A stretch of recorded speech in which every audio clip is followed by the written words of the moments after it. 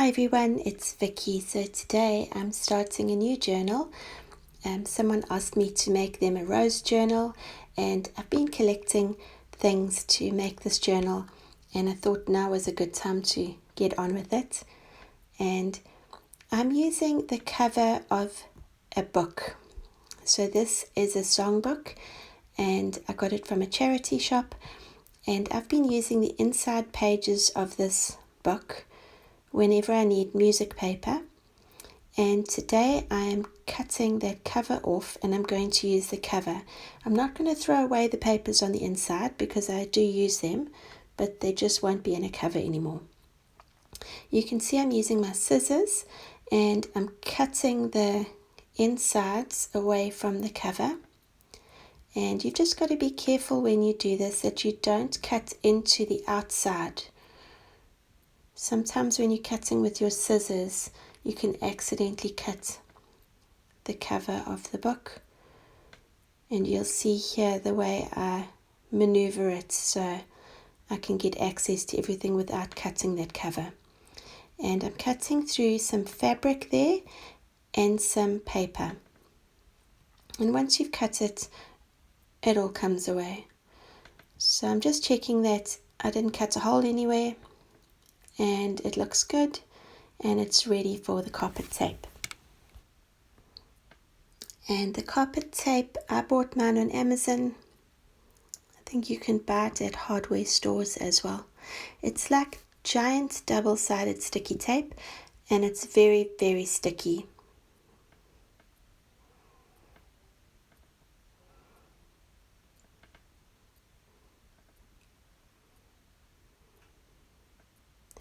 And I got some scrapbooking paper that I'm going to use to cover this journal. So I'm just going to cut it to size.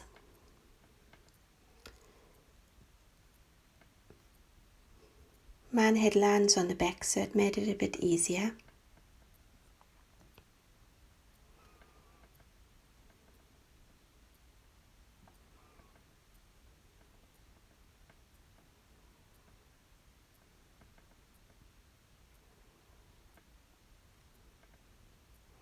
And I'm just going to be folding the carpet tape up towards the inside of my cover. And you'll see on the corners it folds against itself. And that's okay. It's a bit hard to cut carpet tape. It sticks to your scissors and everything. So I just find after a few times of using it, it's easier just to fold it up against itself. And the bulk that extra little piece might make, it actually disappears underneath the scrapbooking card. So I've peeled off the edges, and now I'm going to push that carpet tape down. So I've got a nice spot for my scrapbooking card to stick to on the inside.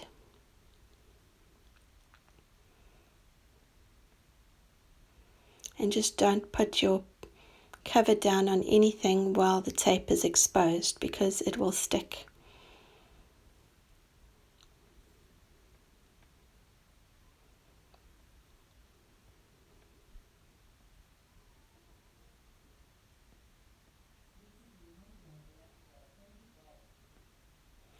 And I'm just going to be careful now to make sure my scrapbooking card is facing the right direction because I don't want it to be upside down. And I'll just smooth it over slightly, and then I'm going to turn it over, and I'm going to work on getting those sides down. So you can see the shape I'm cutting with my scissors. I don't go right up to the edge. I leave a little bit of space, and that will make your corners look nice and sharp. And just trimming off those bits there, just so I don't have anything obstructing my spine section. And I fold that up. I trimmed that first. Now I'm going to put a bit of glue around the edges because that carpet tape doesn't go right up to the edge. So this is that 3-in-1 glue, and that'll help those edges to stick down, but the carpet tape will keep it down, but just not right up to the edges. I'm going to fold those two short sides inwards. Just hold them down for a second or two, and I'm rubbing my nail over the edge just to make it look nice and smooth. Make sure there's no ripples or bubbles or anything. And then I'm going to use my thumbnails, and that little bit there in the corners, you kind of press it down and towards the book. It's hard to explain. Hopefully you can see it. And that gives you a lovely sharp corner. And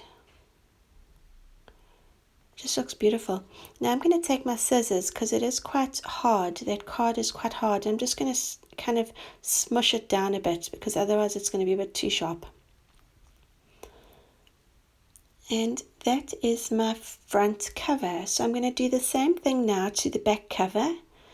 And there it is. And my spine, I was going to use fabric, but I quite like the look of the back of that scrapbooking card. The color coordinated well. And I was just testing to see what it would look like with a torn edge, and I do like that torn edge. I think it looks really nice against the white background of the covers. So I'm putting a bit of carpet tape down the middle, and I'm going to put glue along the edges.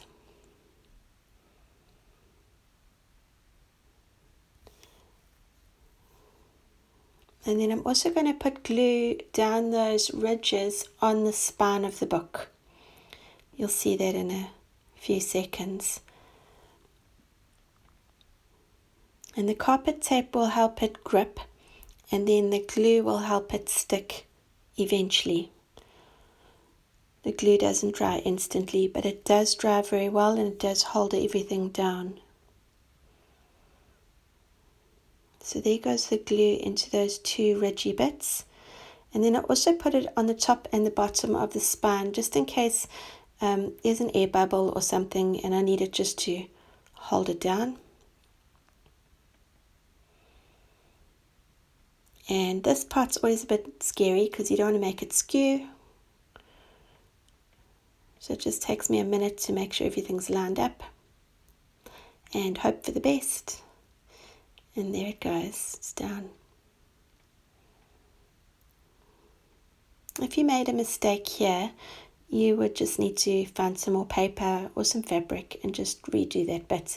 But you wouldn't be able to reuse that paper with the carpet tape on, because it would get a bit shredded if you tried to peel it up. Now I'm just making sure it's all stuck down. You can leave it to dry for a few minutes. And I'm just bending it a little bit, seeing if that spine is going to close nicely, where I've got some problems, and it all looks good. The card is quite thick, so it's holding its shape really well.